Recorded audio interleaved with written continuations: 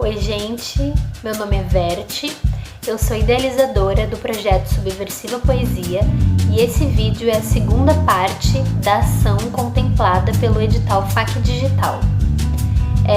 Então esse projeto ele tem financiamento da Secretaria de Cultura do Estado do Rio Grande do Sul e também da Universidade Fevale. O projeto Subversiva Poesia é um projeto de estudo e disseminação da poesia marginal periférica. Eu sou poeta, sou artista e também sou poeta e estudo, pesquiso a poesia marginal periférica, o movimento slam e a literatura marginal. Nesse vídeo a gente vai se aprofundar um pouquinho na literatura marginal, na poesia tradicional e a poesia marginal periférica, os contextos históricos e sociais que atravessam esses movimentos, e no final desse vídeo eu vou propor um exercício de escrita de uma poesia. Antes disso, eu também queria falar uma poesia minha, e quem sentir vontade de ver mais do meu trabalho pode voltar no vídeo anterior que está disponível nesse canal. O povo gritando por empregos ganha escravidão, pedindo oportunidade de submeter-se para poder comprar pão. E o que é que eles nos dão? Estamos pedindo carteiras assinadas autorizando a exploração, implorando para que nos organizem de alguma forma, que nos paguem alguma esmola para comprarmos nossa própria produção. Eu não quero eleições, eu não quero mais patrões, eu não quero mais marido nem escola ensinando o meu filho a cantar hino, amar a sua pátria, obedecer o seu governo, para depois fazer serviço militar e violentar os seus irmãos. Eu não quero mais fronteira, quero ser livre para pisar em qualquer terra com os meus pés no chão, ir onde quiser, me libertando dos míseros 5 dias de férias por ano. Então, gente, para a gente falar sobre literatura marginal e poesia marginal periférica, primeiro a gente precisa ter em mente que a literatura e a poesia em geral, elas são hoje e sempre foram consumidas e usufruídas por uma classe dominante. Essa classe dominante é uma classe de alto nível socioeconômico e cultural. São pessoas que são geralmente pessoas brancas, não são pessoas pobres, são pessoas que têm acessos a teatros, têm acesso a centros de cultura, têm acessos a museu, têm acessos à galeria. Então essas são as pessoas que consomem a literatura. Dentro da arte e dentro, enfim, das novelas, das músicas e dentro da literatura, existe um campo de representação social que se chama representatividade, que é as temáticas que são abordadas, as linguagens que são abordadas, os contextos que são representados nos enredos, e esses contextos, pelo menos na literatura tradicional e dentro da poesia, são os contextos dessas pessoas da classe dominante. Então, é as necessidades dessas pessoas que são colocadas como temáticas. Não se vê, não se fala sobre pessoas pretas, sobre os contextos da periferia, das comunidades pobres. Isso não é o contexto da literatura em geral. Sérgio Vaz tem um trecho de um poema que diz assim: a literatura é a dama triste que atravessa a rua sem olhar os pedintes, famintos por conhecimento, que se amontoam nas calçadas frias da senzala moderna chamada periferia. Frequentam os casarões, bibliotecas inacessíveis a olho nu, e prateleiras de livrarias que crianças não alcançam com os pés descalços. Então, até os anos 1990 não existiam poetas periféricos e quase não existiam conteúdos poéticos destinados à periferia. E essa falta de representatividade dentro desse campo social de representação,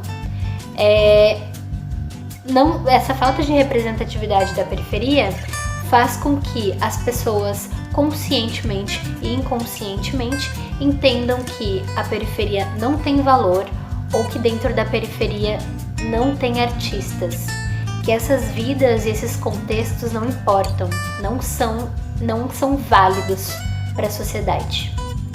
Historicamente, principalmente na história do Brasil, as pessoas das classes baixas, elas não acessavam escolas e até hoje, né, universidades, cursos técnicos, enfim.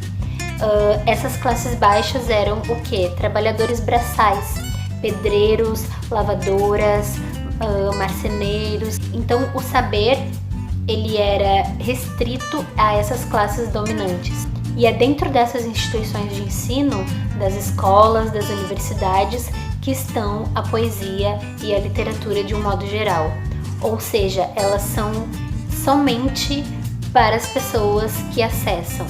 É daí que vem o saber popular, porque as classes baixas passavam o saber de geração para geração através da fala. Ler e escrever até hoje é privilégio de algumas classes.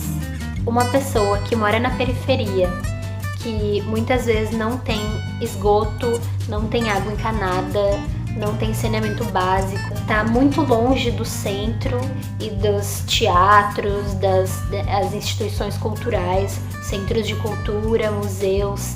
Para uma pessoa que já vive numa outra condição, que precisa sair do seu bairro, pegar vários ônibus para assistir uma peça de teatro que muitas vezes tem uma linguagem que não entende, que é uma linguagem acadêmica, que é uma linguagem difícil. O acesso aí, ele é totalmente fechado nesse momento. Então, pensando que o conhecimento é excludente, a linguagem é excludente, a literatura não poderia ser diferente disso. E falando também das instituições de ensino, eu vou fazer um link com um poema da poeta Bel Pouin, que é uma poeta nordestina. Ela foi campeã nacional da competição de poesia falada do Slam BR. Aquela que não te pertence. Tem várias faces e nomes: acadêmica, poeta, mulher, negra, nordestina. Mas, homem, guarde essa minha face e nome, aquela que não te pertence. Minha pertença não é aos seus padrões racistas, numa prisão, cozinha ou na mira da polícia. Sou aquela que não pertence a patrão, nem senhor de engenho, e muito menos pertenço à escória do conhecimento. Eles querem que eu use língua formal e muitas metáforas, que eu jogue o jogo da vida com as suas táticas. Fazer rap? Essa preta aí só me convence se com licença, por favor, por obséquio, a começar a lógica ocidental vem de Aristóteles e blá, blá, blá. Só converso de Nietzsche pra cima, só escuto de Frank Sinatra, Sebastian Bach. Literatura marginal é coisa de não intelectual? Vai vendo. Além do Manifesto e o Capital, vou de Platão e também vou de Racionais. Saio da caverna para escutar fatos reais. Pode pá. 808 CRIO, Femigangue, alquimia, sem massagem na mensagem. No meu mundo das ideias mentalizo sabotagem. O meu amor platônico é um mundo sem maldade. Rap é compromisso. Não é viagem, é verdade. Freud explica. Mas crioulo e emicida que escancaram a realidade. Esse poema é maravilhoso. É da poeta Bel Pouin. Ele foi escrito, publicado em 2019. Então a gente pesquisa essa mulher preta, nordestina, poeta maravilhosa. Bom, visto isso até então, a gente pode entender um pouquinho mais o porquê surgiu a poesia marginal periférica, que é porque os artistas periféricos, poetas e escritores não encontram acesso fácil à literatura, e assim como o movimento hip hop, A cultura periférica se fortalece criando seus próprios movimentos para falar de seus próprios contextos. O tal poema que desfilava pela academia de terno e gravata, proferindo palavras de alto calão para plateias desanimadas, hoje anda sem camisa, feito moleque pelos terreiros, comendo miudinho na mão da mulherada. Vocês, por acaso, já ouviram falar do poema concreto? Pois é, os trabalhadores e desempregados estão construindo bibliotecas com eles nas favelas. Esse é um trecho de um poema do Sérgio Vaz. Então, a palavra marginal, ela vem de margem. Estar à margem pode ser estar à margem da literatura, da indústria literária, da indústria de editoras. Pode ser estar à margem de um sistema heterocisgênero. Pode ser estar à margem da branquitude. Então, grupos marginalizados podem ser diversos tipos de pessoas. Então, grupos marginalizados são aqueles que vivenciam uma identidade que tem um valor negativo perante a cultura dominante. Pode ser por sexo, identidade de gênero, etnia, cor. Pode ser também por uma condição física, pensando nas pessoas com deficiência. Então, se a gente pensa numa pessoa que se encaixa em mais que um desses grupos, por exemplo, eu sou uma mulher lésbica, eu sofro uma violência da cultura patriarcal, machista, e também sofro uma violência por ser uma pessoa homossexual. Se a gente pensa numa mulher negra homossexual, ela sofre 3 tipos de violências. Isso se chama interseccionalidade. Então, dentro da literatura marginal, da poesia marginal periférica, a gente vê muito esses contextos também. Pessoas que trazem a sua vivência dentro da interseccionalidade, como pessoa preta e homossexual, como mulher negra. Falando disso agora, gente, eu vou ler um trecho de uma poesia de uma poeta slammer gaúcha que se chama Tietã, vulgo Tietã, o nome dela é Vanessa Mesquita, e ela traz dentro da poesia dela algumas dessas experiências como mulher negra, traz alguns resquícios da escravidão do Brasil que ainda hoje permeia nas vivências das pessoas pretas, denuncia o racismo intenso, as violências que passam as mães solteiras dentro do Brasil. 2 gerações de empregadas, mas minhas filhas não serão donas Anastácias. E a minha força é de Dandara, Cláudia que tu não arrasta. Nunca viu preta no centro? Então se prepara. A cada preta se amando aumentam minhas esperanças. Tá rindo do quê? Se até ontem tu tava pendurado nas minhas ancas. Hoje a senhora sou eu, e as minhas não serão mais amas. Não é à toa que a peça mais forte do jogo é a dama. Vai a preta que te pariu, vai ver o que ela sentiu. Criou sozinha os filhos já que o pai sumiu. Preta, se atenta, eu digo perigo, se reconheça, pois só te preparam para ter marido. Bom, esse é um trecho de uma poeta maravilhosa que se chama Tietã. Procurem conhecer, ela é do estado do Rio Grande do Sul, é ativista, é poeta, artista maravilhosa. E essa poesia, ela foi escrita em 2018. Vou falar um pouquinho do movimento slam também, gente, que é o movimento que eu faço parte, sou poeta slammer, no Slam das Minas do Rio Grande do Sul. Então, o que é slam? É nada menos do que uma batalha de poesia falada. Foi trazido para o Brasil em 2008 pela Roberta Estrela Dalva. Os slams do Brasil têm muito esse caráter político, da poesia política.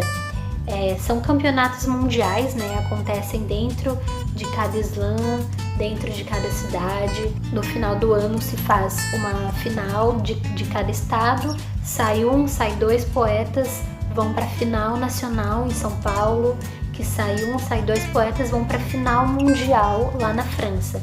Mas chegando na França é outra coisa, ao meu ver, né? Não tem tanto conteúdo político quanto tem no Brasil. Porque no Brasil o slam está completamente dentro da poesia marginal periférica. Esses movimentos, como o slam, como o sarau, eles são muito importantes porque eles incentivam os próprios artistas a fazerem os seus eventos artísticos, seus eventos literários. Encoraja também muitos artistas a começarem a escrever ou a escreverem mais. É de dentro desses movimentos que saem artistas de dentro da periferia e se tornam escritores. Fazem seus próprios livros, muitas vezes sem gráfica, sem editora, mas são escritores do seu próprio livro, ou muitas vezes são o maior poeta contemporâneo da cidade e nunca nem publicaram o livro. Então, gente, a poesia marginal periférica é um tipo de arte popular. Ela caracteriza a marginalidade social e cultural, ou seja, ela se localiza à margem da sociedade, se localiza à margem do sistema literário e do sistema da arte como um todo. E hoje ela é meio de rica expressão, comunicação urbana, reflexão, representatividade da periferia. E como toda a linguagem que propõe reflexão sobre algum assunto precisa também expressar sobre esse assunto, sobre essa temática. Então, se eu proponho reflexão sobre violência doméstica, eu vou expressar minha vivência e o meu pensamento sobre a violência doméstica.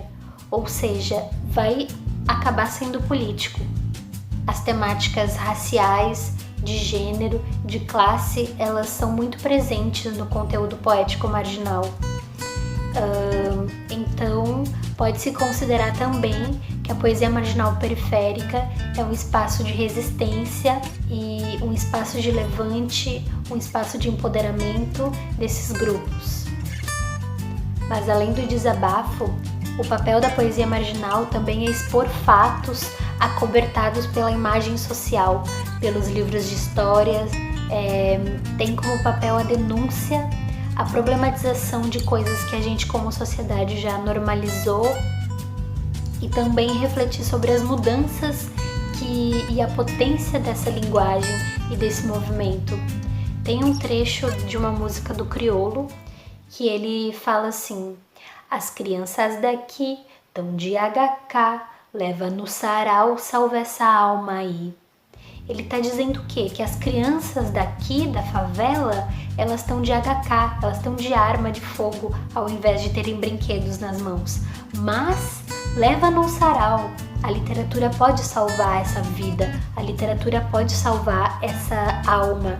A literatura, assim como a arte, ela também pode salvar. Então, gente, já pra gente ir finalizando essa segunda parte, eu vou propor um exercício de escrita de uma poesia. Então é o seguinte, liste 3 coisas que vocês gostariam que as pessoas refletissem. Por exemplo, depressão e suicídio, sexualização das mulheres, queimadas. Depois escolha uma dessas 3 coisas para você escrever sua poesia. Inicie a escrita com a seguinte frase: eu me lembro que... E deixe a sua memória continuar escrevendo. Não precisa ser algo que você viveu na pele sobre o assunto, mas pode ser algo que você lembra que escutou de uma vizinha, que você lembra que leu no Facebook, que você lembra que viu na televisão. Depois disso, faz uma pesquisa sobre o tema que você escolheu. Pesquise dados estatísticos, casos, notícias, escreva sobre eles, sobre isso que você encontrou e escreva também a sua opinião, o que você acha sobre isso. Depois que terminar de escrever, organiza algumas rimas, ou enquanto estiver escrevendo também, organiza algumas rimas. Pode ser amor rimando com dor, não tem nenhum problema. Enquanto você vai escrevendo, você pode ir falando essas frases em voz alta, alternando ritmos. Sempre que eu falo de ritmo, eu tento lembrar daquele verso que diz: era uma casa muito engraçada, não tinha teto, não tinha nada. E a gente pode mudar o ritmo. Era uma casa muito engraçada, não tinha teto, não tinha nada. Era uma casa muito engraçada, não tinha teto, não tinha nada. Era uma casa muito engraçada, não tinha teto, não tinha nada. Uma dica, que é algo que eu uso muito nas minhas poesias, é na escrita repetir algumas frases. Por exemplo, minhas pernas bambearam ao ver aquelas cenas. Eu me lembro que as minhas pernas bambearam. A cada 3 minutos uma mulher é assassinada no Brasil. Quando terminar, releia o que você escreveu. Pense o que dá para tirar, o que dá para acrescentar, o que dá para mudar de lugar. E por fim, que é muito importante no processo também, mostre para alguém que você confia. Mostre para alguém e peça uma opinião. Se não no primeiro poema que você escrever, nos próximos. É um passo bem importante também. Então, gente, muito obrigada para quem assistiu até aqui. Siga o projeto Subversiva Poesia no Instagram, @poesiasubversiva. E um beijo para todo mundo!